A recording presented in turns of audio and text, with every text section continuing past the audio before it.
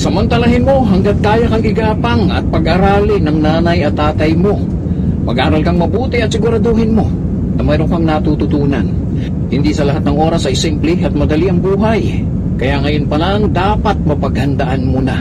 At yung sinasabi mo na kailangan mo na inspirasyon kaya ka nag-boyfriend, hindi ko bibilhin yung kaiktikan mong yan. Alam mo ba, yan ang pinaka-risky sa lahat ng klase ng inspirasyon na pwedeng magkaroon ng isang estudyante. Ang magkaroon ng boyfriend o girlfriend habang nag-aaral pa. Napakalaki ng tendency na hindi ka makagraduate. Lalo pa nga kung labas-masok ang boyfriend mo diyan sa pamamahay nyo. Bakit hindi mo tingnan ang paghihirap ng nanay at tatay mo at sila ang gawin mong inspirasyon? Kapag nagawa mo yan, sasaluduhan pa kita.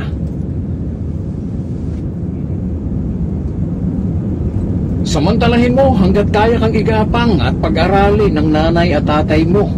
Mag-aral kang mabuti at siguraduhin mo na mayroon kang natututunan. Hindi sa lahat ng oras ay simple at madali ang buhay. Kaya ngayon pa lang dapat mapaghandaan mo na.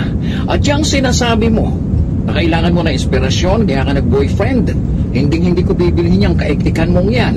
Alam mo ba, yan ang pinaka-risky sa lahat ng klase ng inspirasyon na pwedeng magkaroon ng isang estudyante. Ang magkaroon ng boyfriend o girlfriend habang nag-aaral pa.